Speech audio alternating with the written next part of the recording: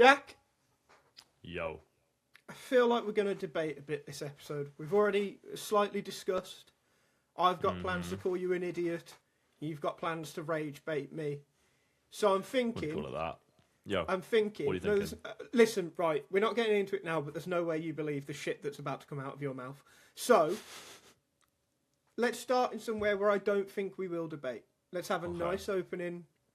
We can be friends, and then later on we'll fall out, and the podcast can burn in a fiery hell of us hating each other, disagreeing, and making excellent content.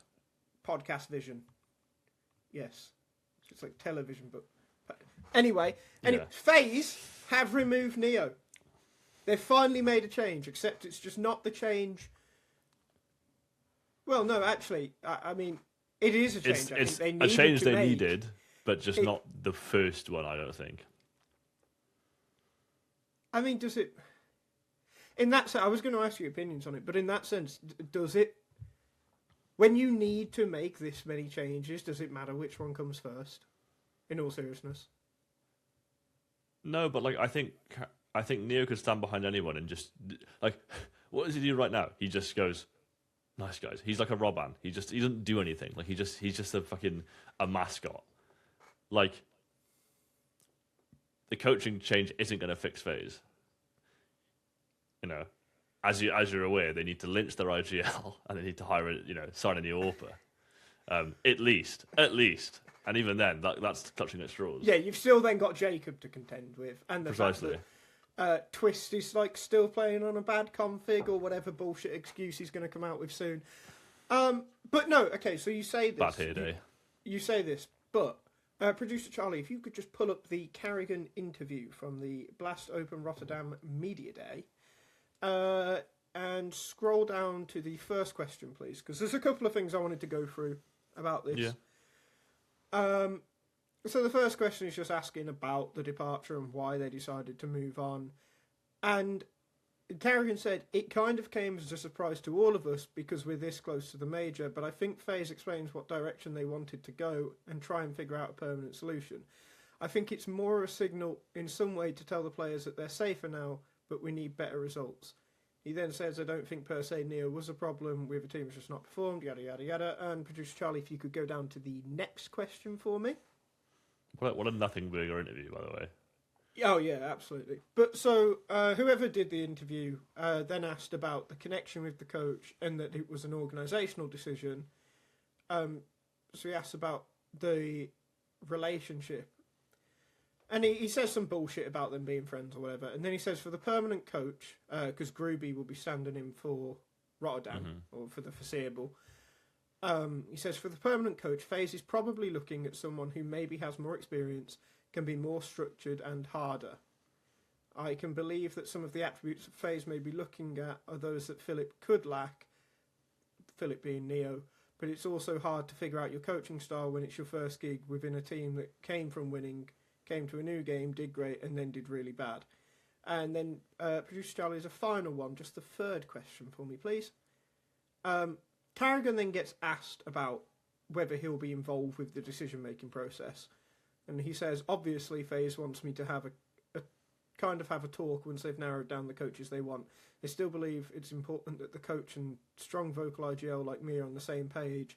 I still think FaZe trust me and value my vision, but they are still making their decision on their own on what they think is best long-term. I can't be thinking 5 years ahead. That's FaZe's part. Now, like you said about Neo beforehand, right? He's not this overly tactical guy, and karrigan's basically confirmed it in this interview. And Robban before Neo wasn't exactly that either. Also, neither's karrigan though, right? Really, as an IGL, he is just a loose, defaulty IGL. Yeah. Which sure is more meta nowadays, but you know what I mean. But this is where I also have concerns with this, right? Because and as producer Charlie will love to pull up because the tweet's done reasonably well, Ash would be a more structured coach. Whether you could, argue he's more experienced, they pretty much came into Tier 1 around the same time, and Ash has been a coach of primarily worse teams than Neo has for the most part. It's not like Game of Legion have been good the whole way through.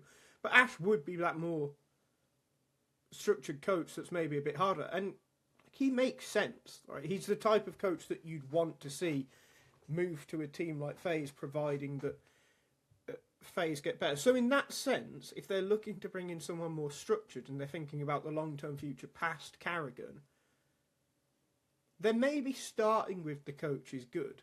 Because you can start with the coach and then you can be like, okay, can this coach get a little more out of Jacob? Can they get a little bit more out of Brokey? I think the point you make, though, is looking past karrigan is the point, right? That is... Well, yeah, that's also prevalent. And, like...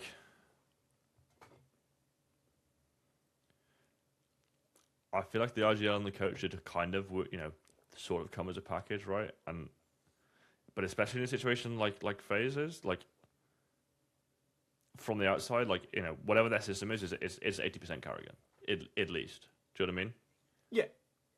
And, like, that's the system that's been not working, for ages, regardless of what roster they've had. It's, it is both an individual and a systemic issue on FaZe. And But then even again, like, okay, new coach, new IGL, like, does that even... It might make them like have a new lease of life, but like you've still got Brokey, who I do like, but just isn't capable of playing at sort of this level really currently. Nor is Jacob. Do you know what I mean?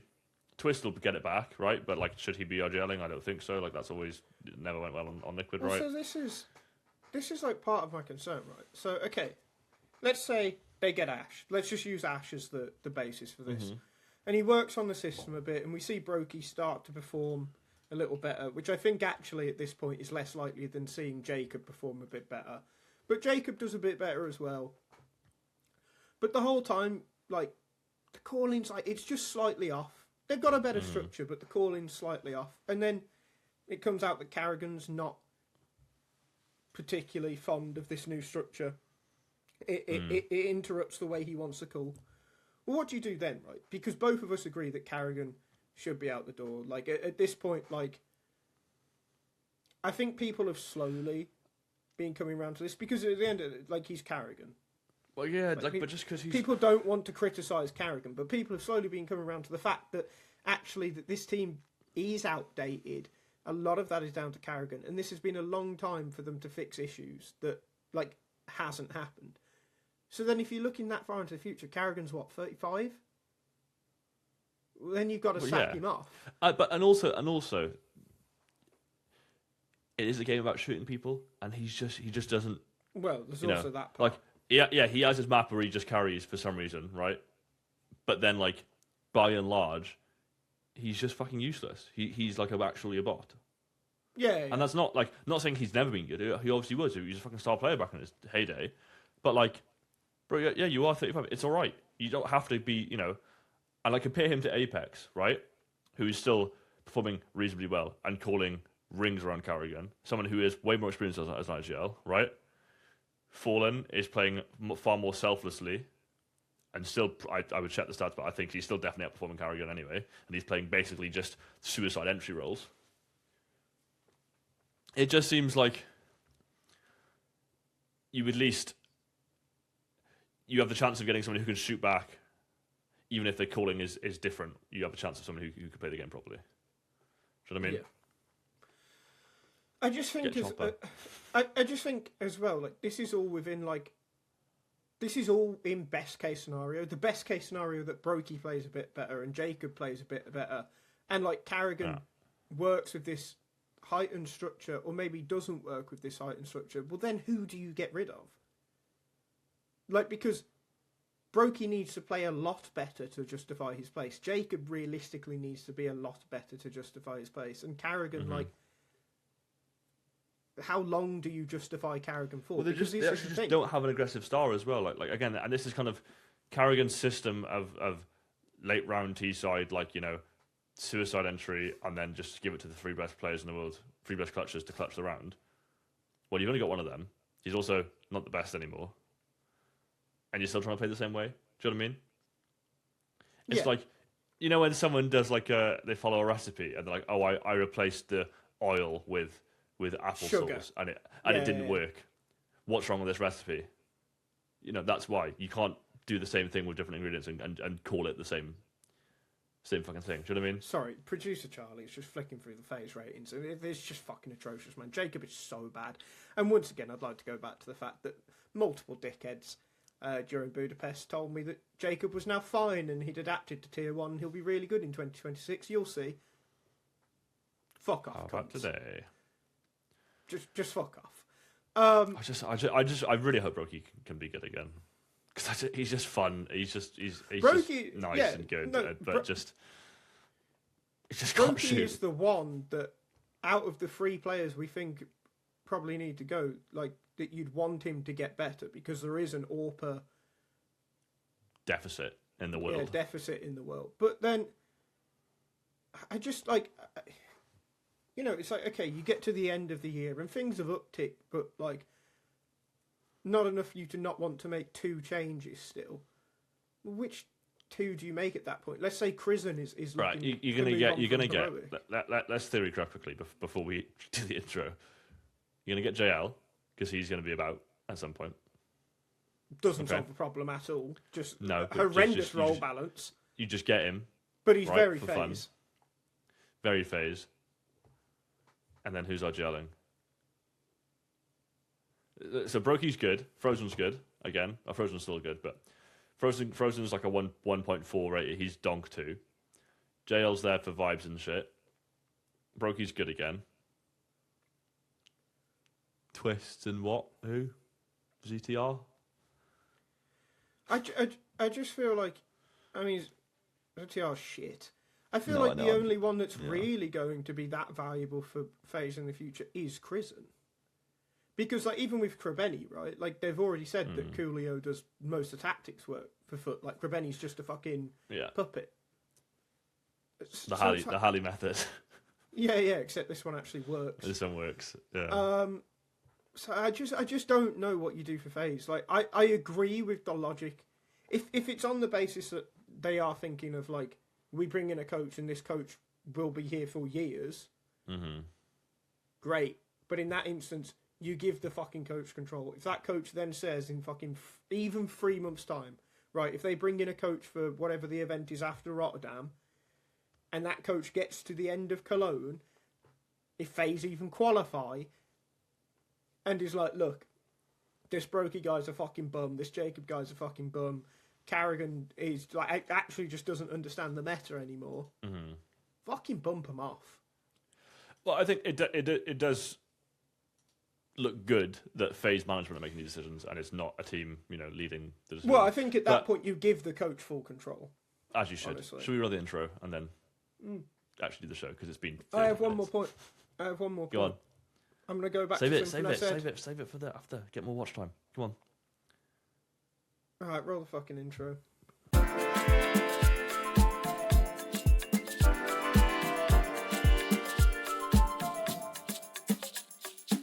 Right, just because Jack's a bastard. My point, I'm going to go back to something I said in Budapest. Just sign the M80 core. Yeah, I mean, I don't hate it. Just sign the M80 core. Okay, and who's the core? Which core are you referring to? Lake, Sin, Slacks. I like it. And take Def as well, why not? Yeah. Because who else is there? It's Hext and Swisher, right? JBA and Swisher. Yeah. Okay. FaZe NA? No, they wouldn't be. They'd be. No, but what if you do? They're not going to give up a VRS slot and start again. They won't risk it. No, you take the M80 core, but you sign. I don't know. Well, this is it. You need an AWPer. You need an aggro rifler. Yeah. So you sign them, and then you IGL. just replace like Swisher with Twist. Just M80. Twist basically joins M80, but under the FaZe banner. Or Twist is just on M80. Let's move on. Right. Okay. There has been another move in the last week, or rather 2 moves in one. G2 and Liquid have swapped Nertz and malbs. It's a nice Now, graph, isn't it? I brought up this, or rather, I got producer Charlie to bring up this tweet from Harry Nero Richards, former TLDR Good man, mate. now HLTV man, has been for a while. Stats.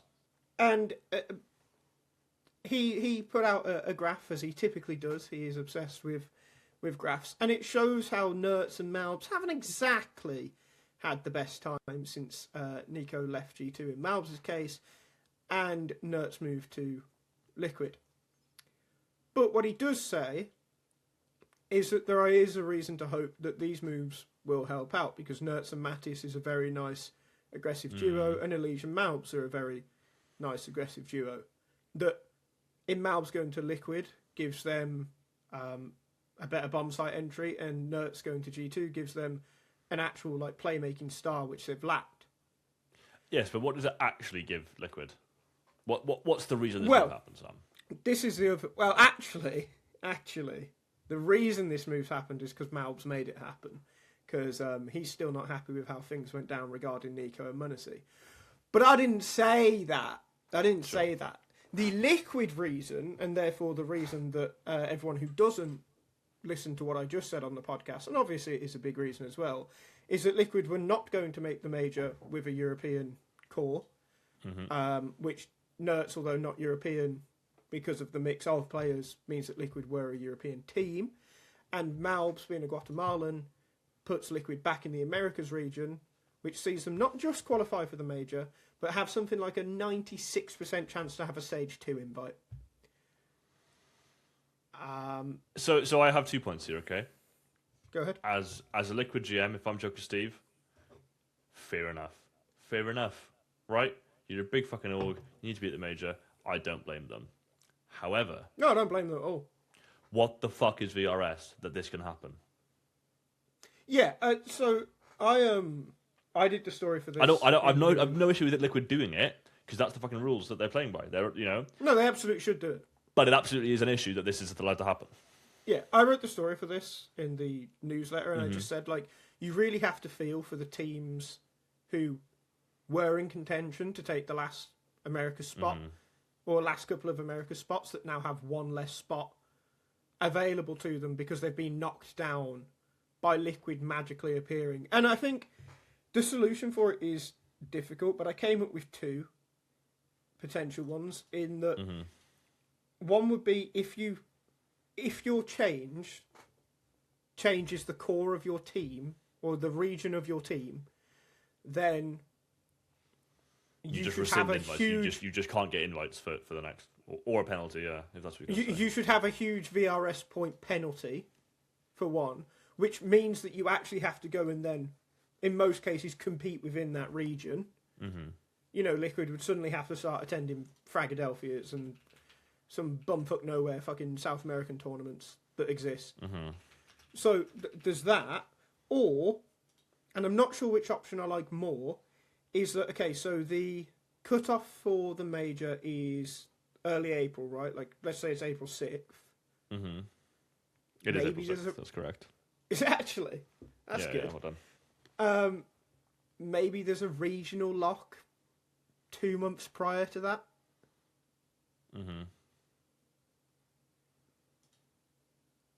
Like, you can't make a change that affects your core, like your regional core. Your region, yeah. After like the middle of February or the middle of. But also, again, the issue here is that the major lock for this major of the year is just way too early. Well, like Budapest was like 2 weeks before, like it was like intense, like no, Philadelphia shit. It was still early. It was just not intense. this early though. I feel like it's way earlier for Cologne. I think it was October, maybe. Wasn't that different? Like, so maybe it is actually. There might just be like 6 weeks difference or something. But yeah. It's just. I don't know, it's too early either way. And I get it for like the whole visa issue and shit, but like, as we know, teams can qualify to an event and still not get their visas ready. Looking at you, Bestia. Like, I'm not going to get onto it because it fucking pisses me off that they just fucking crybaby bullshit. But again, Liquid aren't officially in the HLTV VRS ranking, I don't think. because I guess they've not played yet. But yeah, they're expected to be under 9Z, right? So they'll be the third team in NA, which gives them. Yeah. Maybe they'll be fourth actually after Legacy, because Legacy played very well at Pro League. I'll have to check the points, but yeah, that is a stage 2 invite. Yeah.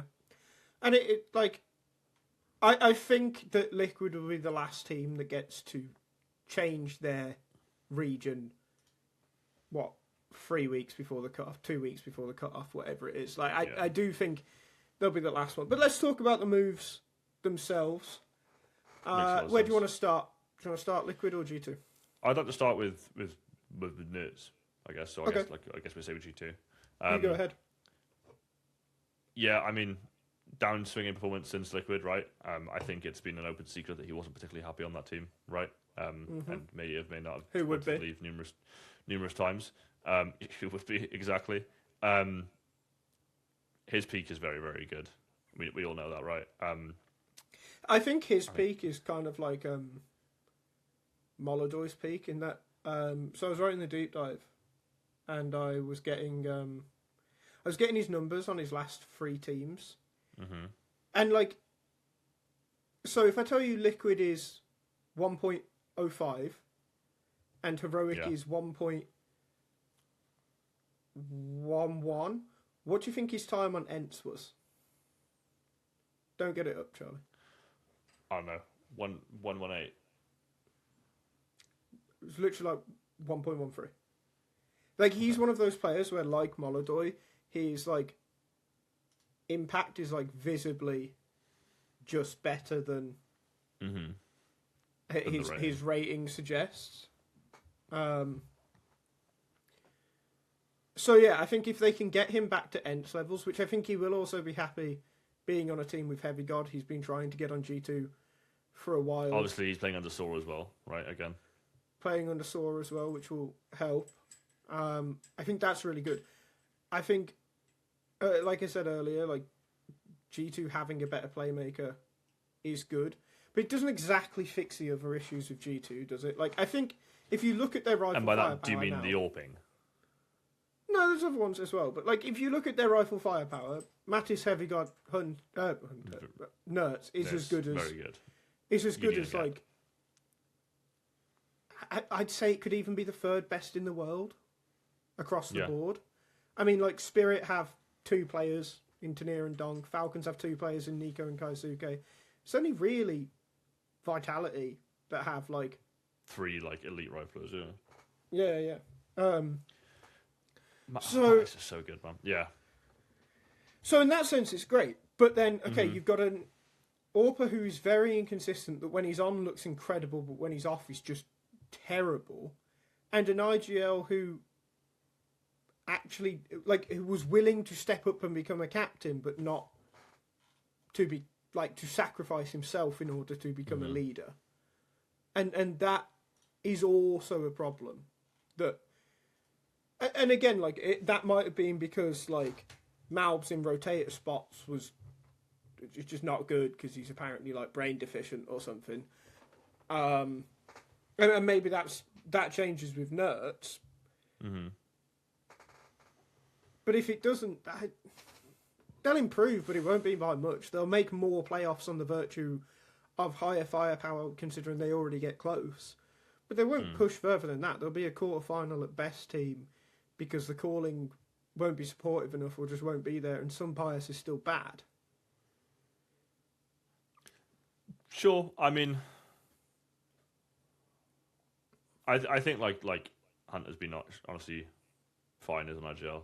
To be honest, I don't think if I have to address an issue, it's the AWPing, right? I think that's obviously Clem is kind of staring us in the face, right? Like he's farming in NA, South America, rather. And has done well when they played internationally, for what it's worth. Yeah, no, he just is fucking solid. So I think it makes a lot of sense to get him in. When you can. Well, let's circle back to Klim quickly. Let's just talk about malbs on Liquid real quick. Yeah. If he feels more comfortable, sure. I'm not sure who will feel comfortable on Liquid, but I guess, like you said, if he was pushing for that move somewhat.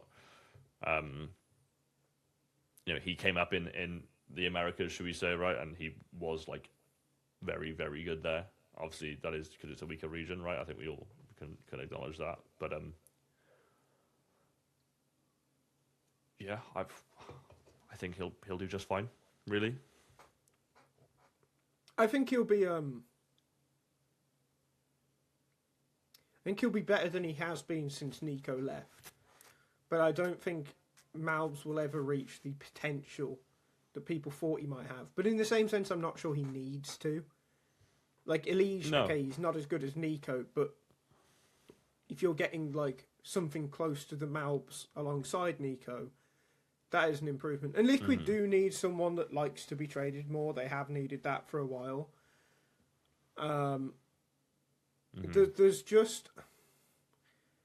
There's the issues again of the Orpa's crap. But ultimately, it's fucking useless. And, you know, as Sticko showed in that video, and it's a problem that will be slightly alleviated by having someone who's more fond of being traded. But Liquid's structure and system is also crap. I'm not sure Flashy and Shui are a match made in heaven, nor am I sure that Shui is exactly a good IGL. So the reason I was then going to say, let's circle back to Klim, which of these two teams is closer to fixing their issues off the back of these moves? G2 massively. Absolutely G2. G2 are a contender anyway, right? They're still maybe not. They're close enough. Right? They're already they're already knocking on the door of they're a playoff contender, yeah. Yeah, for sure. Yeah, that's what I'm saying. Right? They have won things, right? They're not appalling. Liquid have been diabolical for a long time, like abhorrently bad, and even now, like they're losing to fucking. Didn't they lose to like Voka? Who's on Voka? What's a Voka? Do you know what I mean? Like G2 is like a middling tier 1 team. Team Liquid are like a barely tier 2 team right now. Yeah, I just think there's that's a chance the difference, right? I just think there's a chance that both teams could still be 2 changes away from being good. It's just that, Counting this change or 2 more? Yeah, counting this one, because I think obviously some Pious and Ultimate are bums that both need to go, and for G2 it's really easy because you've got Klim. But at the same time, like, Hunter and Shui shouldn't be considered secure on either team, because if Nertz comes in and there's a slight uptick but the same problems are there, and then Klim comes in and again there's a slight uptick but the same problems are there, that it probably does fall on Hunter. And but it's the same thing with Liquid and Shui just potentially not being all that as an IGL. I just think that even then, let's say both teams are still 2 changes away from being good, I think G2 get to make 2 far easier changes. Being what? Klim and IGL? Well, yeah, because they have Klim, and I think they'll be more attractive to potential IGLs. I mean, they already are, absolutely. Well, yeah. Yeah, I mean, Liquid is... Ultimate's got to go. NAVI still is bad. Do you know what I mean? Yeah. And that's without addressing the systemic rot. So, but I don't know. But I've said what I've just said. I'm going to make a prediction later, so we'll come back to what I just said about the more attractive one, because the attractiveness of G2 might play a part in what I've just said. But we'll get back to it. Okay. There was also an incredible take of the week that was linked to this move. Yes, this nonsense. Yes. Now, Charlie, if you could just go to the top of this nonsense, just so I can give the context. So, some guy on Twitter called DeadZack retweeted the announcement of Nertz to G2, and it says, "What G2 have just done is extremely serious. Signing a former IDF soldier. Vitality was already madness. Now a murderer at G2. Shame on you." Let's scroll down to Nell's reply, please, Charlie. Just because I think there was some sense here which is rare from a bald Rare from a Frenchman. Frenchman. But anyway, he did his 2 years of compulsory military service. So, well, from the moment it's compulsory and you don't really choose where you're born or who runs your country, it's not such a straightforward debate. So either you exclude certain nationalities from esports or you just deal with it. Okay, now let's go to the actual take of the week. Also, just laughing at these French losers still claiming G2, by the way. Oh Absolutely yeah, hysterical. really good, isn't it? But let's go back to the actual take of the week, Charlie.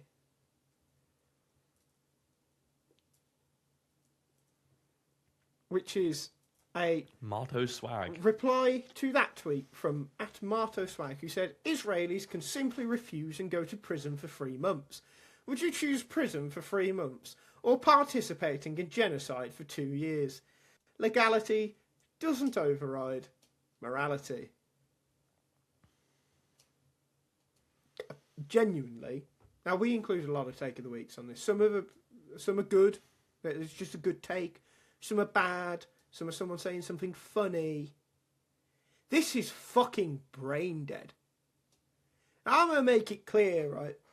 And also, countries that do mandatory military service, it is like you're just on a base for like a year, and then you sometimes go to other places. You're not in like active deployment. Yeah, like And you don't regardless go of your out. stance on the conflict Nertz. over there, Nertz is not, the one fucking pulling triggers and pushing buttons. He probably knows how to shoot. He's probably taught stuff, but he's been a pro CS player since it actually kicked off big time. In Israel. Since before So then. Wait, that's what I'm trying to say, right? Like, so the current, genocide, whatever you want to call it, that's happening over there. The current political situation. Conflict. He's not involved in. Yeah. He just has the flag. It's like you said, like Nertz wasn't out there learning how to headshot on Palestinian fucking children. Like, and listen, I don't fucking support Israel. Let's make that perfectly fucking clear. And to certain cheers. fucking dickheads out there who 3 years ago or so may have said in a Discord conversation that this wasn't a genocide. Let's just say that. It fucking was, it fucking is, and it fucking always will be. Let's make that perfectly fucking clear. Is TLDR taking a stance right now? Are we doing it? TLDR doesn't have to take a stance, and Okay. TLDR won't be taking a stance, to be clear. I am taking a fucking stance. And that Animo stance is says that... free Palestine. And that stance is that, although I don't disagree with Israel, I'm not just going to paint all Israelis with this brush. Because funnily enough, some people in Israel, despite all the fucking propaganda they receive, and Nertz might not even be one of these people, don't support what's going on either. And either way... Again, it's just like en masse. The average person, doesn't actually want conflict and war to happen. Do you know what I mean? Yeah, And it's just, literally. it's so reductive to have this politically correct take of oh, Israel bad. That's the kind of prejudice that you yourself would be so against if it was directed to anybody else. And again... Once again, and also the irony again, Israel and Jews being a protected group for so long, and now it's now they're the current thing to hate. Yeah. You're a moron. You're a moron. And again, I'm not attributing any fucking political views to Nertz. I don't care. He could be the worst Zionist alive, for all I care. But this is fucking... You sure? But this is fucking ridiculous. Why are you saying that someone should go to prison instead of just doing this mandatory military service that also, in some way they will have been propagandised to do? But also, it's just going to summer camp with your boys. I swear, you just get your little IDF wash bag and you run around the field for a bit. You do some treks. Do you know what I mean? Yeah. I mean, train in. Honestly, it'd probably do you some good. If you're on Twitter complaining about this, you probably need to do mandatory military service. I would say. Yeah, it's just because you're a pussy. It's just so absurd, man. It's like I just don't get it. I'd love to know if these people have the same ill will towards Munacy or Donk. No, they probably post the weird fucking fetish fan art of them. Yeah, probably. It's just I don't know, man. It's fucking ridiculous. If you're one of these people, we've said it for weeks about Mouse and and about flames on Vitality. And If the you're one of same these people as well who say like, "Oh, keep politics out of video games and shit and all this fucking nonsense." Yeah. Again, it's not even politics. Just because he's from Israel, and again, I think me and Sam made it clear we don't particularly agree with what Israel is doing or the regime or any of that shit. You know, I don't judge Nertz for it though. I don't judge any of the fucking players. And just because some of them have come forward and said, "Oh, I denounce this shit," it's also not that easy. Do you know what I mean? If you're a citizen of a country and Twitter user 24 says you should denounce it, like, you know, that's actually not that easy. You putting a target on yourself. Do you know what I mean? Yeah. It's just fucking stupid. Yeah, so if you're one of these people, go fuck yourselves. You're a fucking freak. He's got a fucking communist logo in his bio, man. Like, just unserious human. You're not real. Yeah. Right, we'll be back after an ad break. We're going to go calm down and, like, give each other reach around hand jobs or something. See you in a sec. So, Jack, do you find it hard to keep up with all the news in Counter-Strike? I do. I took a weekend off and I came back to 6 new RGLs, 3 retirements, and apparently NAVI's Waterboy got picked up by a top 20 team. Right. That's why I've been relying on the TLDR newsletter. It's a bi-weekly email that keeps you up to speed on everything in the CS scene without needing to scroll Reddit for 3 hours while questioning your life choices. Yeah, it's like if HLTV had a baby with your funniest friend who actually watches every game. Get quick hits of news, spicy roster moves, upcoming match schedules, and even some insider gossip. All killer, no filler. And let's be honest, some of these tournament formats, you need a guide just to figure out who's playing who. TLDR breaks it all down, so you actually know what the hell's going on. Plus, it's funny. Like, actually funny. It's like reading a group chat between smart CS fans who roast everything in sight, but still care deeply about the game. So if your brain's full, but your heart still beats for Counter-Strike, do yourself a favour. Sign up for the TLDR newsletter. It's free, fast, and guaranteed to make you smarter. Or at least sound smarter in Twitch chat. Check out the link down below and subscribe, because the only thing more tragic than missing a major upset is not even knowing it happened. TLDR. You don't have time to read everything, but you still want to sound like you did. Okay, so we're back after our unexpected political rant, and it's time to talk about some actual Counter-Strike and not headshotting children in the middle of. So, in the last week, ESL Pro League has been played, and NAVI won it, which, if you can go back to last week, neither of us predicted. We said that Mouse and Spirit would be the final, and they both went out both fucked it in the quarterfinals. So we'll talk about those in a little bit, because that's going to be the main bulk of discussion, obviously. And there's just little points to say about the others. There's just little caveats. So, starting from the winners then, Navi. McCarthy's pretty good, isn't he? McCarthy's pretty good. He's got a bit of a fluoride steer in that MVP photo, though. He does look like he's just nothing going on. I mean, listen, But I've he's called pretty him good. mentally deficient on this podcast before. There's got to be a cause, and fluoride is probably like. I don't know if they even have tap water in Kosovo, to be honest, mate. So I feel like that's a route we should go down, so I'm gonna park that one Okay. there, if that's all right. Yeah, I mean, listen, Navi winning an event is really good, but does it change the way you feel about Navi? there's just like, and this is with Alexi, there's just like an aura sinkhole on Navi. Not to the way of like Mouse, where like they're like, you know, people just fucking like, you know, despise them and say they're all fucking Mossad agents and shit.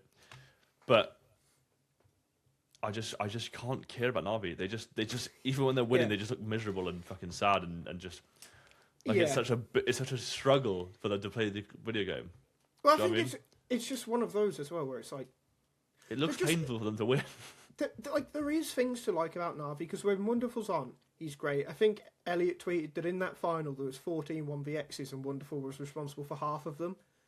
Like, that's great. That's what Wonderful's really good at. McCarthy's fucking great. He powers up in playoffs. That's really nice. Mm-hmm. Bit is great. Alexi I will always love. But, like, Imma. But, like, there's just no... Because when you look at this run, it's like, well, they didn't play Spirit. They didn't play Mouse. So there's a huge fucking caveat there. they played an inexperienced Foot, which inexperienced is a key word with Foot that will be used later on, by the way, who is their former academy team. And then they played an Aurora that after this game... And the game against Foot was, like, really close, by the way. Yeah. And after this game, by the way, NAVI are now 10-1 against Aurora. 10-1. In series or maps? Series. Fucking hell. Maps, it's even worse, bruv. There's how many trophies have they won by beating Aurora? I feel like it's... You know, if I had a nickel for every time, I'd have 2 nickels, but it's still weird it happened twice, you know what I mean? I think it's quite a few nickels, actually, that NAVI runs coincide with playing Aurora. But yeah, man, I don't know, like... On Aurora as well, I don't know if it's too early for me to discuss them, but... No, I was going to switch to them, so you go ahead. They're just a team that can, with no identity and awful T-side calling, they do just have the firepower to just fucking win shit sometimes. And that's so annoying, because how can you be this good sometimes and then be fucking awful other times? It's frustrating. And, like, Major played really well in the playoffs. Well, this is what I was going to say, in that Wicardia feels like he's leveled up this year. Mm-hmm. It feels like that. Soulfly is certainly better than... Jota. That's the name of that bum. Yeah. Certified bum. It's certainly better than him.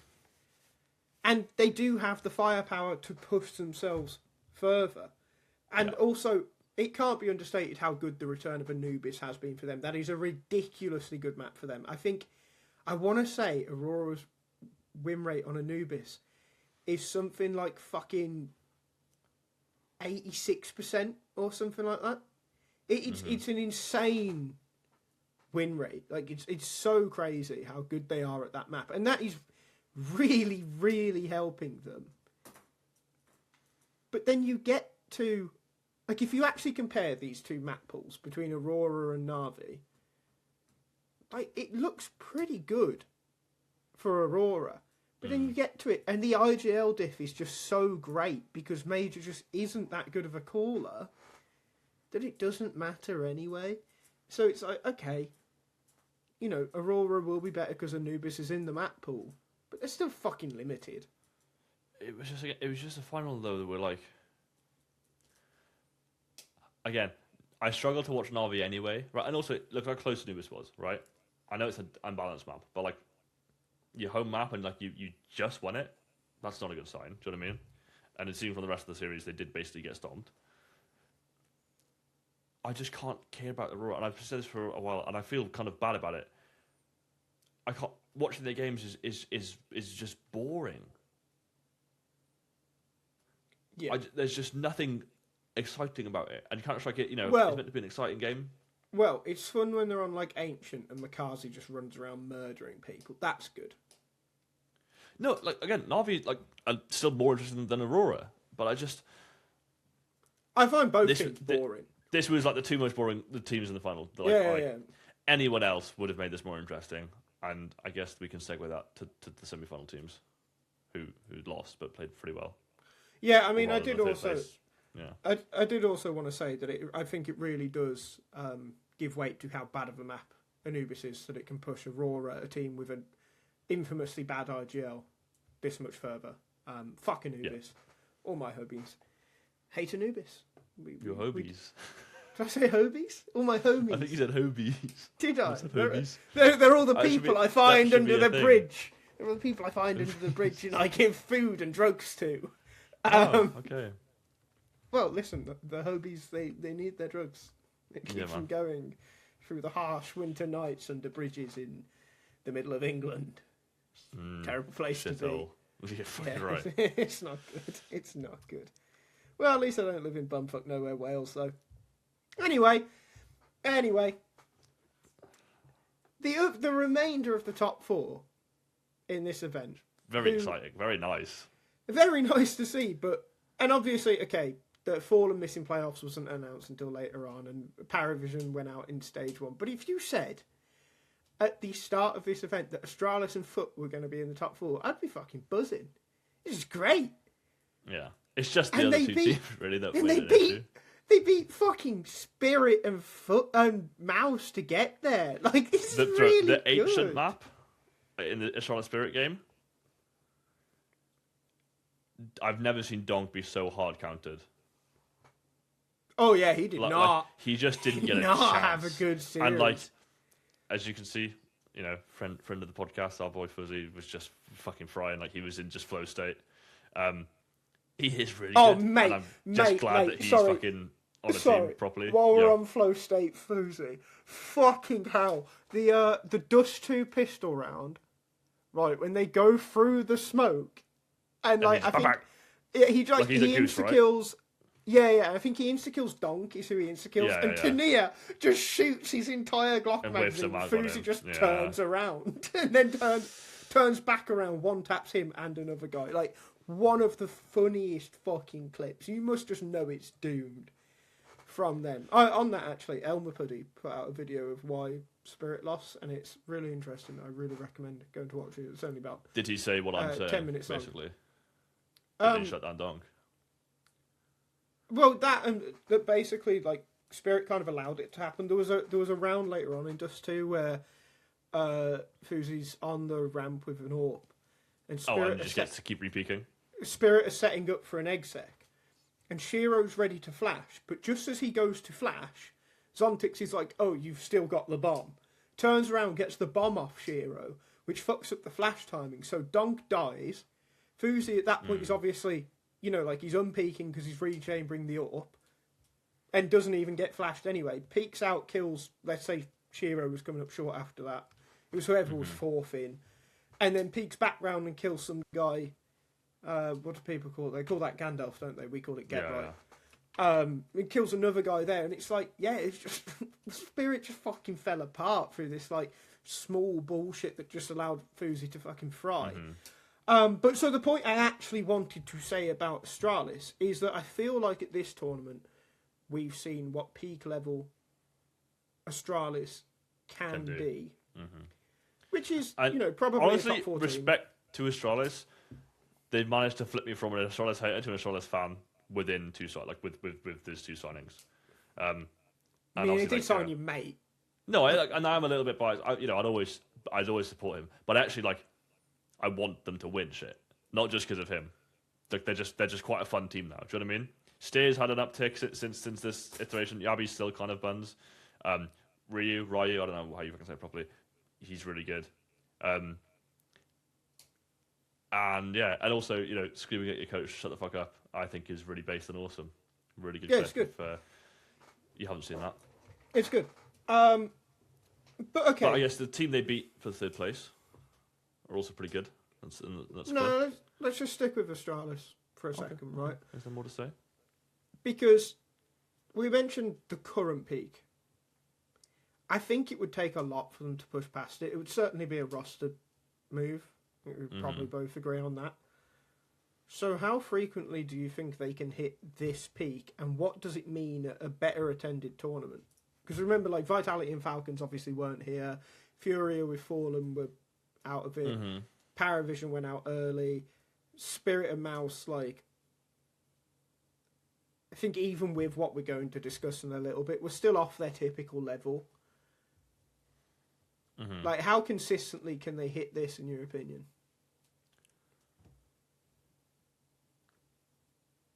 I think enough to be a consistent contender, to be honest. I think we can expect Astralis in playoffs more often than not. Bold. It is bold. I would say they'll still be like 18 playoff. They'll make an 18 playoffs, and I think there's still. But like, I know it's one result, but like spanking Spirit the way they did, that's like not unnotable. Do you know what I mean? I just feel like there's still this category that exists for like Astralis, Foot, G2, and the Mongols, where they'll trade the final 1 or 2 places in a 16 playoffs, and then depending on the attendance of the 18 playoff event, if one of them is missing or like they're a Swiss Stage 2-2 team kind of thing, right? Yeah, like they're always like about to maybe make it, or yeah. I think that's fair. And I think that's a fucking good place to be when you consider what Astralis was. How fucking ass they've been, yeah, exactly. Yeah. And also, just again, a signal to the future that the national teams are just fucking dead. Yeah, they're just so dead. But so I hope they keep it up because it's a nice team. It's a fun team to watch. Shame about Yabby. Being there? Yeah. And still not being a real human boy with a real human chin. But listen, one man doesn't bring the party down.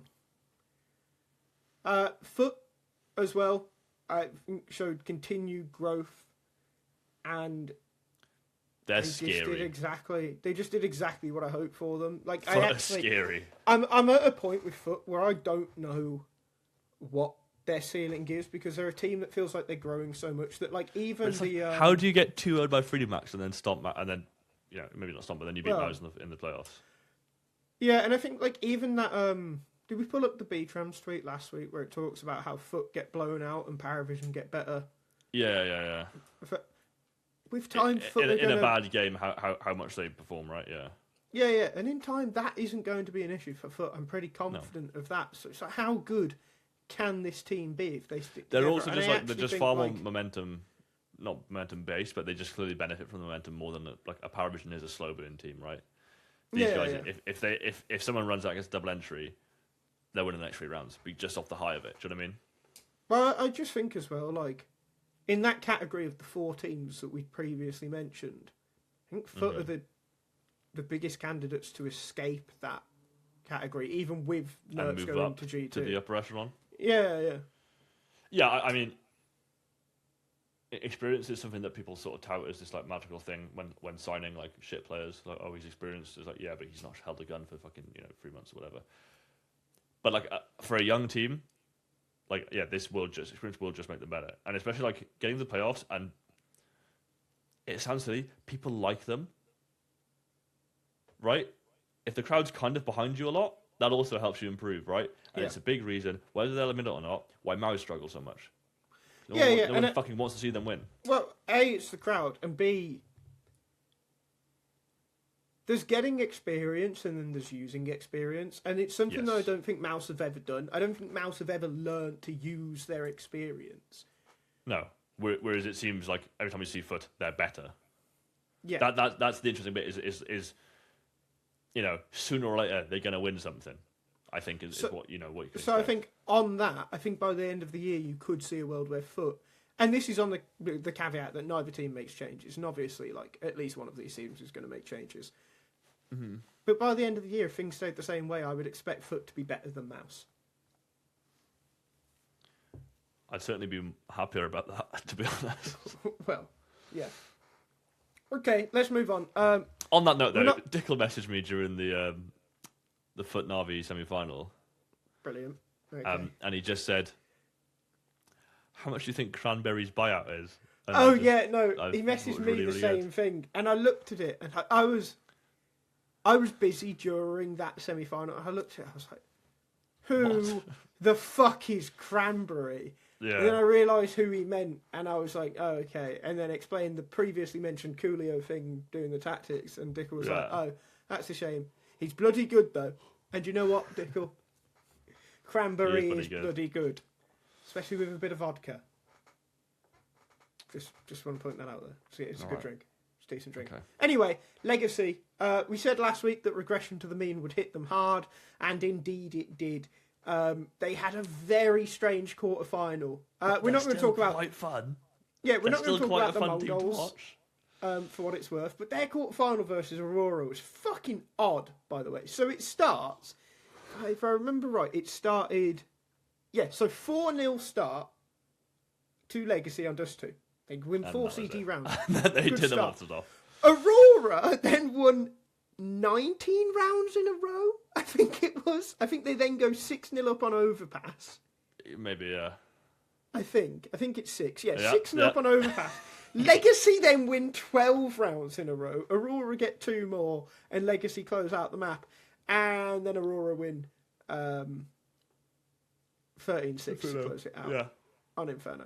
Which, is there was a lot of clutches on Inferno, to be honest. which I think we discussed before, like clutches sort of indicate to how like the longevity of a team's performance, right? Whether their reliance on clutches indicates kind of how long they can stay at that level. So it's not a good look because the rounds they did win were clutches and kind of individuals popping off, but. I don't know, it might just be art. I'm just interested in Legacy now. I'm much more interested in Legacy, but I do think there was that point that we said last week of like, okay, it's great that Demal's played better. Obviously, he struggled a bit here. Lato, we need to see more of. He's just got the most German name ever, though, hasn't he? Which is nice. Oh yeah, he does. Yeah. Volkmar, crazy. But so much of their performance before this was down to Nissim and Sadzin overperforming, yeah, or playing better than we expect. I'm not going to write them off, but I'm a little concerned about where Legacy go from here. Little concerned. I think it's just to wait and see. If this new art system has unleashed these players, fucking awesome, brilliant. Do you know what I mean? We'll have to wait and see. But I enjoyed watching them at ESL Pro League. I enjoyed it. So yep, one of the high points for sure. Yep. Okay. Mouse. Time to talk about Mouse. And I just think that like this has to be the end of Brollan. Like it's just so abhorrent to me that you can be this team that pulls this bullshit inexperience gimmick for the longest fucking time, and then you lose to Foot, who are essentially U 2.0 because they were also an academy team that got promoted into Tier 1. They got bought, but whatever. Who are the most inexperienced team you can play against, and you fucking lose to them. Like, it's so embarrassing for Mouse. And it's pretty much what they deserve after not pushing harder to make the roster move that they needed to make at the end of the year, because they need someone with more consistent output, someone to be willing to be a little more aggressive than Jim Fat if they're not going to change Brollan. But either way, like, this has to be the end of Brollan because it's just so fucking atrocious now. But then again, the timing is so bad. The timing is so bad because it would be that hard to get the 5 LAN matches or just matches in general, whatever it is, with a new signing before the major. So you'd have someone stickerless. The practice that's required to and the practice that's required to change an IGL as well, which means that Mouse aren't going to make a change until after the fucking major. Yeah. So how do you think this will affect Mouse? And do you think there's a way to come back from this for Brollan specifically? I do back Brollan, but I just as a player or an IGL? Precisely. I just don't think it's not worth him IGLing. I just think pretty fucking bad at it. A big issue though is Spinks, and not that he's bad, but again, as you've probably noticed, that whenever I message you when he plays, he has just the most egregious passive lurk style, and I just think. Listen, Jack. He's got to get those kills that were promised to him 3,000 years ago. Perhaps you have to play that way in order to get. I digress. The issue is, and this is kind of the same critique I guess we've had for Shiro, right?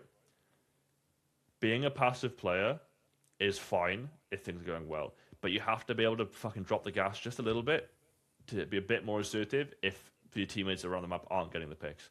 And Shiro and Spinks are two players who don't do that. They will continue playing the same passive, let them come to me, Counter-Strike, and sometimes you have to adapt a little bit. Do you know what I mean? It's the thing that's the most frustrating about both of them, because they're both like mechanically so fucking good. Yeah, they're both so good in their roles that it's like it actually just does take away from them. And it's not even like passive. Don't change your role, just add 10% more aggression when you need it. Do you know what I mean?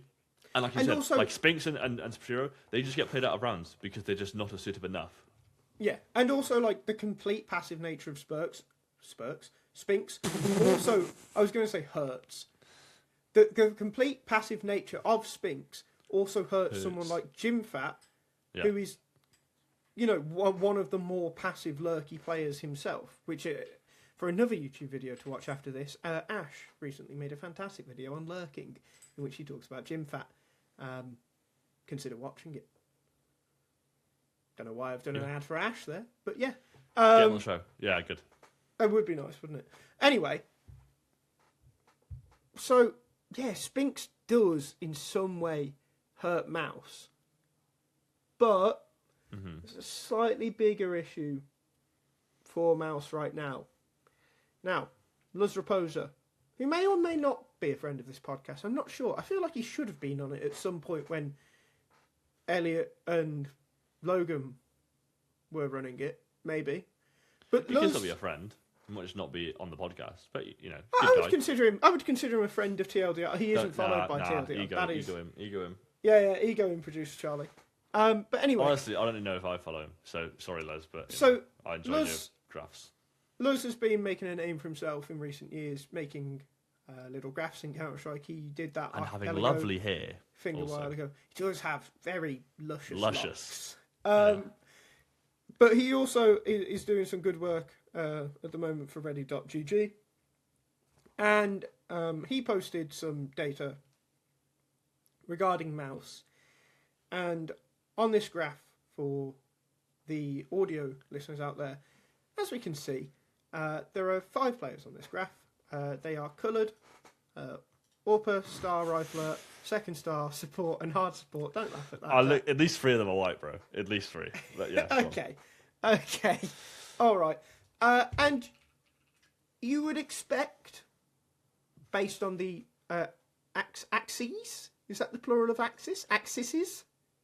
No, Axis. probably It's shouldn't just- say that one over. Is axis the plural? I think it just pluralizes the same, yeah.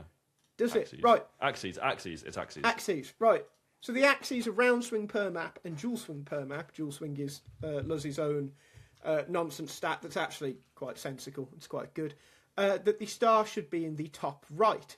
Unfortunately, Exertion, who is listed as the star, is in the bottom left, which is exactly where you don't want him to be. Now, going down to the next one. When adjusting for spots, resources and setup, Exertion has been a clear firepower bottleneck for Mouse, and this is true. He's on the right side of things for star points, which is like how much they get in terms of being the team star, but he's the lowest on the team for dual swing, which is really bad, because that means he's just not getting the kills he's meant to get. But is that not a role issue? Like, yeah, of course Spinks is getting kills against people who don't look at him. When Xertion takes fights, they're normally shooting him back. No, but, like, the star thing... I think there's some things still wrong with the star points that I can't be asked to go over, and maybe me and Luz will talk about at some point, because we occasionally do talk about these things. Quite rarely in the TLDR Discord. Anyway, I Join would say Discord, that... by the way. Plug.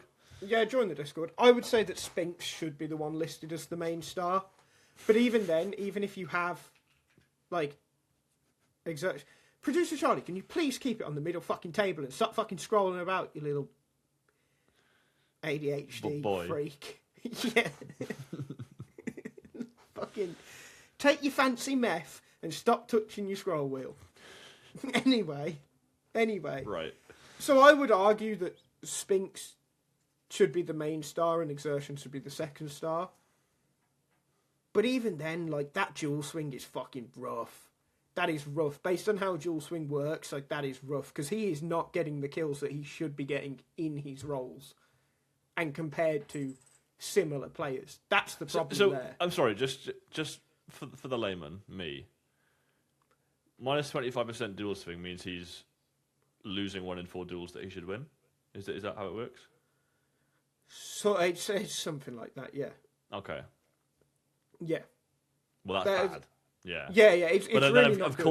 course, Spinks is having nearly all of them because again, no one looks at him when he shoots them. Yeah, but he's still winning the ones that he should be winning. Like, Exertion isn't winning the ones that he should be winning. And Exertion, because he's got the star points, means he's the one that's getting set up for a lot of it. I see. So that is a real fucking problem. And I know a lot of people want to point the blame at Spinks, and we do that a lot. We criticise him for making Gym Fat worse and just also being too passive and all that. And I think that all that's true, but Mouse have been an incredibly consistent team for the past year, even arguably 2 years, because their players have kind of just been at a similarly consistent level throughout. Are we now seeing what Mouse looks like if a player has a dip in form? Because if so, it's fucking ugly. Yeah. Just kind of... Okay, thank you, Steve Austin. That was kind of bad, isn't it? It was Steve Austin Day yesterday. Do you know? It was, wasn't it? It was. That's good. It was, March 16th. Yeah. Anyway. So yeah, Mouse have other issues. It's not just Brollan. It's not just Spinks. If there's one thing I hate, it's a sorry-ass Counter-Strike analyst, is what he'd say if he was on the show, probably. What? Okay, let's talk about Spirit. Oh, I don't want to. It's time to debate. Now, I put out a tweet after Spirit lost. It goes a little like this. It didn't work with Chopper. It isn't working with Magix. And at a point, you have to look at the man making the system. For audio listeners, I've just done air quotes around the word system. If we're criticising Brollan, in brackets, and rightly so, we should be criticising Hally too. There was then a reply from a guy called @I'mCarsten, who said, saying it didn't work with Chopper when you look at their trophy cabinet, which includes a major by the way, is crazy. Not every team can be Vitality. Agreed. It's still an impressive achievement. I said, if you, it worked with Chopper, why did they bench him? Producer Charlie, if you could click on the show replies for me, please. I just said, Carson then said, why did Astralis bench Glaive? Must have not worked with him ever. Which is just not what I said. Complete hyperbole. And Carson, you're an idiot. I just said lol. He said, your blind hate for Chopper is clouding your objectivity. Two things can be true at once. Donk can be a GOAT player and Chopper can have led this team to success at times. Dismissing winning the 3 biggest tournaments in CS in less than a 2-year time span as it didn't work is just straight bollocks. I said, listen, although I don't think Chopper is a good IGL, if you had any reading comprehension, you'd see that I'm also putting most of the blame on Hally. That said, those 3 wins don't wipe out all the bad CS I witnessed or the lack of other trophies. And he said, I saw you targeted Hally, but you threw Chopper under the bus to take a dig at Hally, which I find lame. I said, both of them can be a problem. This isn't difficult to understand. And he also said, I guess time will tell how much Donk is a trophy machine on his own or not. Would be funny if he joins Falcons and they don't start winning trophies. Said it would be hilarious, but Falcons have their own problems they need to overcome that Donk would alleviate, but definitely not solve. So, Jack, I'm going to let you plead your case. I'm then going to call you an idiot and tell you why you're wrong. How does that sound? Sounds really boring. I'd rather just skip to the point where you tell me your points. No, you're talking first. Tell me your... Well... Because you agree with him. So make the case not for exactly. Chopper. Make the case for Chopper. Go on. Again, they did win the 3 most important tournaments, right? Like, yeah, they did. That Won't take and that your from point, them. your point of them, they should be winning more than they are. I do agree. So the frustration isn't, unwarranted, right? But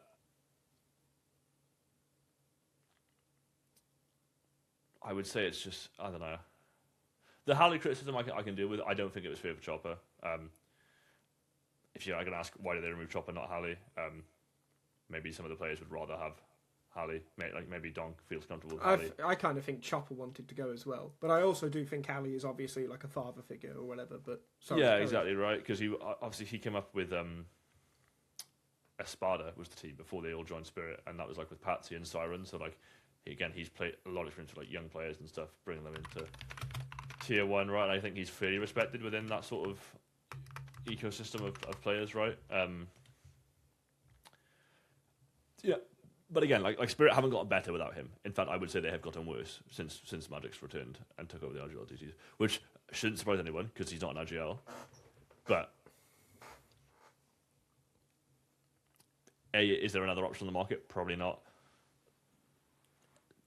Not every team can win everything. I think that is a good point. You know what I mean? Vitality are a phenom, really. Do you know what I mean? And I'm not saying you expect Vitality to do the same, but Spirit to do the same. But like when Spirit do win, they do look fucking untouchable, generally. Do you know what I mean? But why? Why do they look untouchable? Because everyone's performing. That's the difference, I suppose, right? Well, it's not everyone performing, is it? It's never everyone performing. Okay, I mean, yeah, Zontex doesn't do anything. But, like, Shanghai but like... Okay, sure, but... But historically, it's either been donk has been too good to deny, Katowice, or Shiro has stepped up and not just fucking choked his tits off in a playoff game, which he typically does, or Magic's had the freak, like, you know, most impactful performance of his career, and it won't be the highest rated, but definitely the best performance of his career in terms of when it was in Shanghai. Like, it's not everyone performing. It's typically like one or two people with a freak over performance. You know, even if we go to Budapest and the one playoff match they did win there against Falcons, it was Sway. Sway massively overperformed against Falcons. So here's the thing, right? Now, I don't think the blame is solely on Hally. I don't think it's solely on Chopper. And I don't think it's solely on Magic's either. I don't think Magic should ever be an IGL for what it's worth. I could have told you that fucking months ago. And I don't think Chopper is an out-and-out terrible IGL either. Nor do I necessarily think Hally is potentially a terrible coach. I think current Hally is a terrible coach. At least in Tier 1, he's a terrible coach. Is it a case of the karrigans where, like, again, like you've had like a system, and I've quoted that as well, that's got you success, and then you don't want to change it, you don't want to adapt it, right? You want to just make the people fit the system. Well, I think that's part of it. That's a criticism I can understand. I think that's certainly part of it. They don't want to change the system, but I think a lot of that is also down to donk.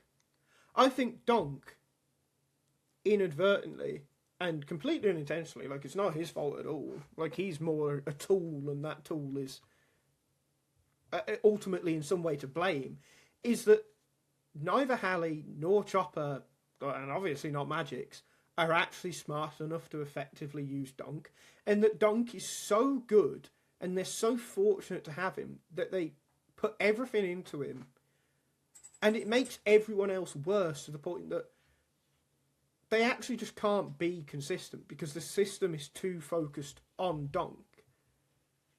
And that is ultimately a problem, because when donk does get played out of a game, if donk does have a bad day, Spirit have nothing else to fall back on. So and as we saw in the Australia series, right? Like, he did just get played out. He did just get fucking... Well, yeah, but who do you blame for that? Donk for not carrying harder. Sure, you can do. I would say that... You can, but you're a moron, yeah. Go on. I would say that on the basis that we know that Hally is doing a lot of the tactical works and Chopper is a bit of a puppet and Magic's is definitely a puppet because he's, you know, he may as well just have Hally's hand up his arse. I'd say it's probably Hally's fault. Because they just can't, you know, they can't build a system. They've proved now that they can't build a system that consistently beats even the teams around them, not just Vitality. But then on the Chopper point, right? I think it's great that they won those 3 big events. But like a donk has the highest rated event of all time in Katowice. Magic's then has the game of his career in Shanghai. And also FaZe literally had like a bug in the final round where one of them was like moving slightly when they threw the grenade, and it like massively changed the trajectory of it. Something that is now not in the game, which would have smoked off Shiro in upper tunnels, and they probably would have had a far easier time retaking the B-bomb site. They were all playing the same game. That's reductive, but it's not reductive because things like that happen. Yeah, but it could have happened to anyone, so it doesn't. You know, it's not worth. I don't think it changes the outcome massively.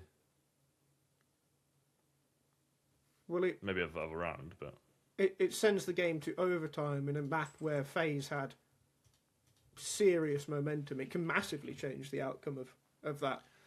Like, sure, it's whataboutism, but like, yeah, it's certainly a factor. And Cologne, well, they didn't play Vitality in Cologne. because mouse beat Vitality. Like, these are all these type of caveats that we do for every other team, so we're doing it for Spirit. We're not doing it because we like Chopper. If we've just done it for NAVI 20 minutes ago, we're doing it for Spirit now. No, and I'm not saying it's unfair. I'm just saying it's like, if you still won. Yeah, but okay, this is my main point, right? So do you, okay. Winning trophies. No. Let's level. I want to understand something. Do you think Spirit were bad when they won everything? Or when they won those 3 events? Are we talking individual tournaments or in general? The 3 tournaments they won. Yeah, are we talking the individual tournaments or in general? Does that change your answer?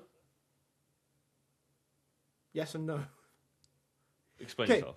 So here's my thing. Right? I'm not even trying to beef you. I just want to understand. Here's my thing, and this is what I've said about... Spirit are bad now, I can deal with, but it seems very reductive to pretend that they didn't win 3 really important tournaments. But I'm not pretending they didn't. I'm just saying there is a caveat to each of those wins in some degree. Now, whether those... Okay. But then every Vitality win pre this team, you can say, well, we're getting to that. Was Zyru. No, we're getting to that. And no, I'm just saying, like, the Katowice one is the most legit one, by far. That is the weakest caveat. Okay, yeah. But there is a caveat. The caveat isn't donk. The caveat is donk reaching a level that he can't even reach consistently. That's the caveat. It's not just donk existing, right? And don't worry, I'm going to do some caveat in a Vitality in a little bit. My thing with Spirit... yeah. My thing with Spirit is that winning 3 tournaments and a couple Blast Bounties, and like Fisher was the other one they won? I don't fucking know. Yeah, something like that. Winning those 3 tournaments, yes, they're the 3 biggest, isn't enough for Team Spirit. You have donk, you have Shiro. At times, you've had other players who look particularly good. Like, yes, remember, we think Zontics... But you're in an era of CS where Vitality exists. Is it unreasonable to think that Spirit could be that? Because it wasn't unreasonable to think that... As we've just said, Vitality have the best rifle trio that have been created. But when the 3 of us were doing this podcast, this is not the same things you and Elliot were saying 6 months ago when I had to deal with you constantly backing. And we all agreed back then. Because I think Spirit can be Vitality, yes. But Vitality are a better team. Like I don't. But remember, Jack, this includes a part where Vitality weren't the best team in the world. This includes NAVI being the best team in the world. Never a thing. Not really. Not to anyone who has fucking wherewithal. Okay, fine. But this is when this starts. This starts in 2024. Right? That's when they won Kato. Right. For me, with Spirit, with donk, with Shiro, with Zontics, who at that time looked fucking stellar, because he did, I don't think winning these 3 tournaments, and no other real notable tournament in what we now at, like 2.25 years, I don't think that's acceptable. And I don't think it would be acceptable for donk either. That's the main one. Because I think donk knows he should be on the team that is consistently the best in the world. When has Spirit been looked at as the best team in the world? Maybe on 2 occasions, right? Maybe after Kato, and maybe after Shanghai, and how quickly was that estimation just blown away? Because actually, the Counter-Strike they play isn't that great, has never been that great. On a consistent level, it has never been that great.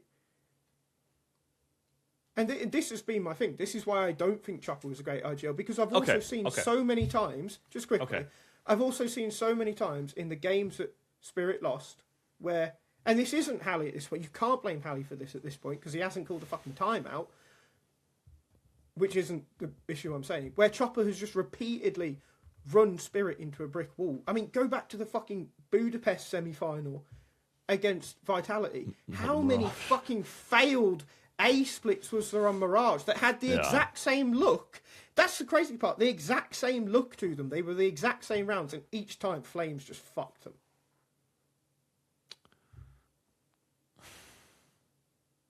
So in those to answer what so in those individual tournaments, they were better than their like not great, but high firepower. But average. then still weren't good. is Maus being consistently a semi-final/final team? Is that acceptable for Spirit? No. So They're different teams. Yes, but that's what, I I don't think consistency exists, and outside of phenomenal teams like Vitality, who just have Mouse. they just have Mouse. Yeah, but they don't win. This is what I'm trying to say. Winning 3 tournaments to me is better than coming fourth in 10. Okay, but here's the difference, right? Spirit are consistently worse than Mouse. Mouse get far deeper runs consistently. I think, I'm not sure this is true, I think Tenier has only won something like 1 playoff game on Spirit. Which is crazy, by the way. But let's look at Vitality for consistency. Even when they weren't winning, they never dropped below the top 4. And even before they started winning, they were consistently getting deep runs. Spirit have never done that. So there is consistency to be had. And I'm not saying Spirit should be winning every event, but they also have so many bad events. They go out in so many bad ways. And these teams, Mouse, okay, we talked about them doing it but Mouse haven't tended to do that. Vitality don't. So consistency is possible, and it should be something that's strived towards. And I just think, and call me crazy, right? If Spirit, okay, let's say they still won Shanghai, but let's swap Cologne for Dallas and Cato for Blast Open London last year. Is it still acceptable? Because I think personally, there's too prestige much... is not a tangible thing, though. But you can't use that. But I think there's too much weight put on the wins in Cologne and Cato and Shanghai to validate Chopper as an IGL. When we all agreed on this podcast at the end of last year that Chopper was a problem. We all agreed that. We can't do this revisionism hindsight bullshit because it turns out Magic's is worse, which we all knew when we all agreed that. Well, I mean, listen, Magic's is fucking awful, but we all said that at the time as well. Like, yeah, we're not. My point is, we're just not doing this. No, also, you remember that it's like I like Spirit. Like I would like them to win more. Yeah, I want them to win more, but I just think it's kind of we're spoilt with that expectation because of the potential they have when everything goes well, right? Like, and potential man, insert meme here, right? But are we? I don't know. I just think it's like I don't know. What's your point? Do you win? I just think Spirit could and probably should, largely because of Donk, be the best team in the world. But I think it takes a couple of things. Or they will lose Donk. They will lose Donk if these things don't happen. Either Hally gets in an IGL who wants to do more of the system. Agreed. But either they get in an IGL who wants to do more of the system and Hally takes a step back in that sense. Or they just get rid of Hally. I would rather get rid of Magic's than Hally. I think Magic... Well, listen, brother. Magic's is going either way. Magic's doesn't get a say in whether he fucking stays or not. No, but I think there's more value to be had with Hally. Even if we disagree on his usefulness right now, I think he just, there's more to justify him continuing. Well, the Magic's, of course, yeah. Well, yeah. But it's where, I don't think he's the right person for Chopper if Chopper was to return. I think if Chopper was to return, then you look to make Hally their manager or something and get in a different coach. Not that the coaching options in the Russian-speaking world are that much better than the IGL options, by the way. Or, within Hally and Chopper, you look to change the system, so you put more focus on Tenier or Shiro and just base the fact that Donk is going to succeed either way because he just fucking hits shots. And there's not much people can do against that, ultimately, because it will always come down to Counter-Strike being a point-and-click adventure game. But I just think, the fact that Spirit have never really been the best team in the world in these 2 years is just like kind of atrocious. Even with Vitality, like Vitality did drop off for a bit, and Spirit didn't do fuck all during that drop off. And I just think when it comes to, I think when it comes to the way people view Spirit, way too much is placed on. Yes, but they won the big three. Yes, they did. But what else have they fucking done? That is my key point with Spirit. That will always be my key point in Spirit, in that they aren't good enough to win consistently at even smaller events. I mean, look, the Pro League loss is unexcusable. Like I will happily, I'll give you that one. They should have won this event without a doubt. What a trim! Christ, that is awful, isn't it? Bring him up, Producer Charlie. Bring him up. Audio listeners, you need to go on HLTV and get up Latic, who plays for One Win. That is a fucking awful. He's quite good though. To be fair to him, music teacher in school who had that haircut. She was a lovely lady, but he's quite good. Nice. Orpa, 70 maps, 1.18 rating. 20 years old. Fair enough.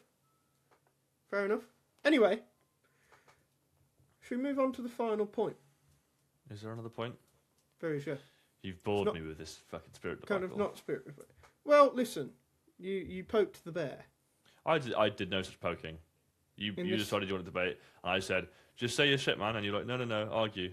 Shall I pull up the message from the other day where you said, save it for the podcast, this will be a good debate? Yeah, anyway, but I'm just bored of it. Go on. Producer Charlie, please go to the AZ-esque tweet that I sent to you. Yeah, I'm not doing this. I'm leaving the show. Goodbye. Don't know why I've used his government name AZ-esque there. But anyway, Elliot put out a tweet the other day. It was a retweet of a Nell tweet where Nell said, awful from Spirit, Mouse out again in playoffs, Fury lost in Stage 2, Paravision lost in Stage 1, G2 is struggling, Mongols rebuilding, Falcons is not stepping up, FaZe is dead, Vitality is in a higher tier alone. Now, going back to the Elliot tweet, Elliot said, this is true, and people will now try and pretend Vitality never had any competition. It is important that we call these people idiots. Vitality is simply beaten into submission and outlasted every rival, while those rivals stood still in a chase and refused to make big moves. Producer Charlie, could you go on to the other Elliot tweet that's a reply to this one? Where someone made a jokey comment, and Elliot said, obviously you're joking, but they outlasted Plot Armor FaZe at a major. Kind of a ridiculous point. Fallen, last ever dance final. Okay. Mouse with new IGL bounce. That new IGL was Brollan, by the way, just to be clear. The best player ever, to be referring to Donk, Oil Money Falcons, and Asian's finest. Undeniable. Now, based on how I view Spirit as well, that is obviously something that needs to be thrown in there. Not that I think FaZe should be, not that I think Spirit should be that bad. But is it crazy to say that outside of Furia, which we've now seen as well was mainly form-based, have Vitality ever had competition in this time? True, proper competition in this time? Have Probably not, but then also the point with that is because they are so good, you can't compete. Like,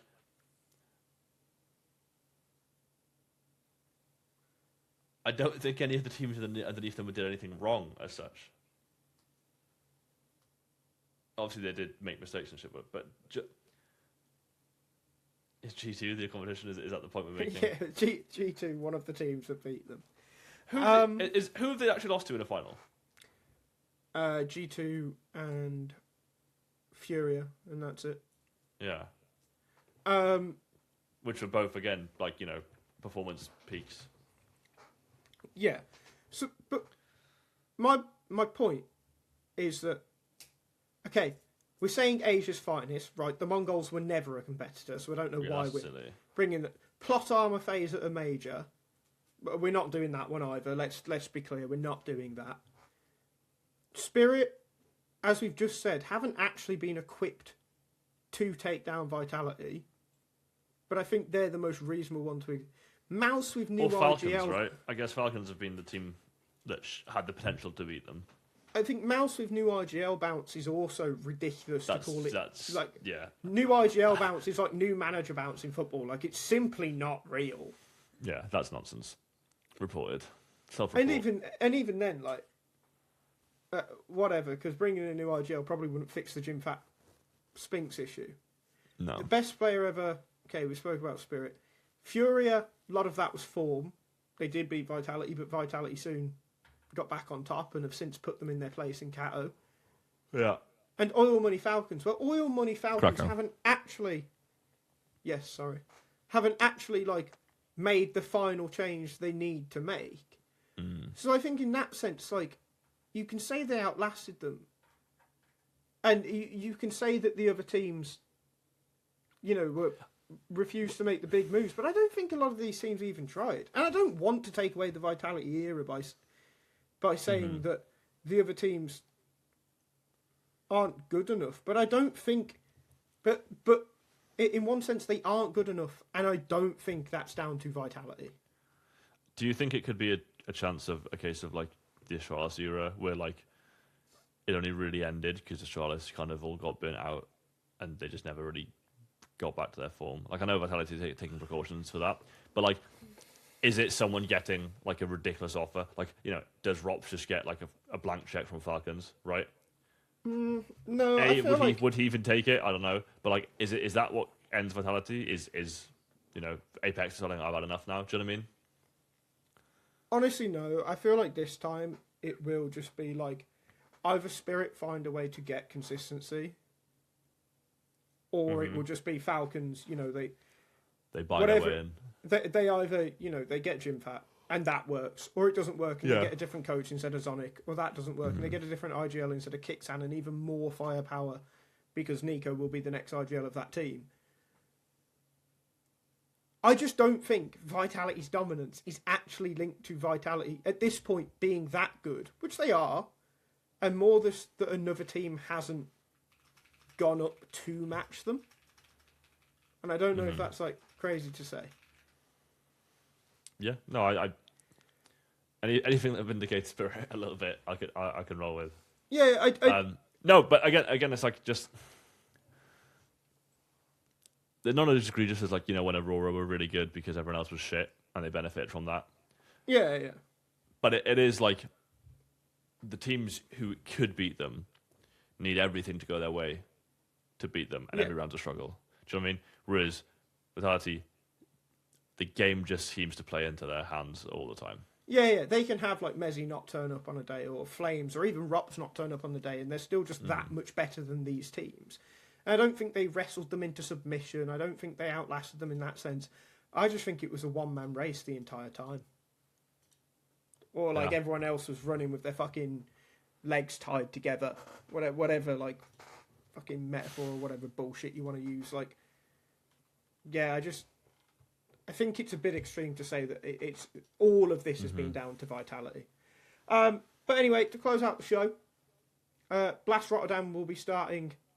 Tomorrow? Today, if you're watching it as it comes out, but tomorrow for us, Vitality are back, Falcons are back, but Kaisuke won't be there at the start. Who knows when he'll turn up? So it's kind of ruined what I was going to say, because I was going to say, what do you want to see out of Falcons? But instead, I'll just ask you this, Jack.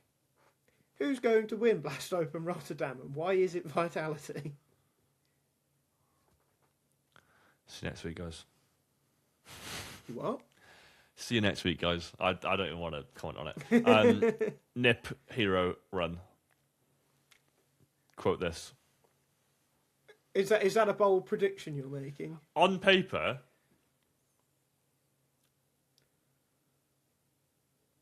Nip are the best role-based team to go against Vitality.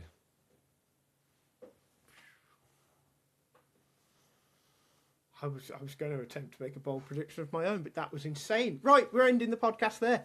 That was insane. Okay, I don't even... I'm really taken aback. I've been Sam. He's been Jack.